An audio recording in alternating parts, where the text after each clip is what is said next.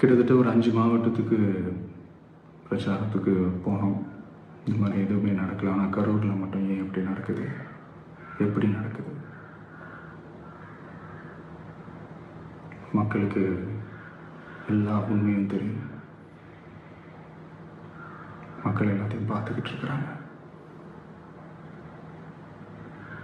கரூரை சேர்ந்த அந்த மக்கள் அந்த உண்மையெல்லாம் வெளியில் சொல்லும்போது எனக்கு கடவுளே நேரில் வந்து இறங்கி அந்த உண்மைகள்லாம் சொல்கிற மாதிரி எனக்கு தோணுச்சு. சீக்கிரமே எல்லா உண்மைகளும் வெளியில் வரும்.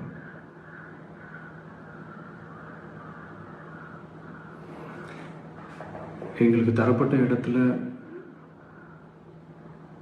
நாங்கள் போய் அந்த அந்த ஸ்பாட்டில் நின்று நாங்கள் பேசிட்டு வந்தோம். அதை தாண்டி எந்த தவறும் எங்கள் சைடில் நாங்கள் எதுவும் செய்யலை.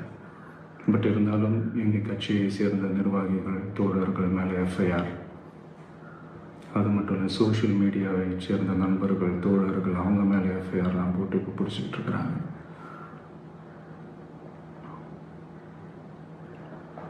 சிஎம் சார், உங்களுக்கு ஏதாவது இந்த பழி வாங்கணும் அப்படின்ற எண்ணம் ஏதாவது இருந்துச்சுன்னா என்ன வேணாலும் பண்ணுங்க.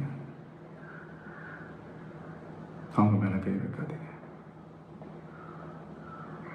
நான் ஒன்று வீட்டில் இருப்பேன், இல்லை நான் ஆஃபீஸில் இருப்பேன். என்ன வேணாலும் செய்யுங்க.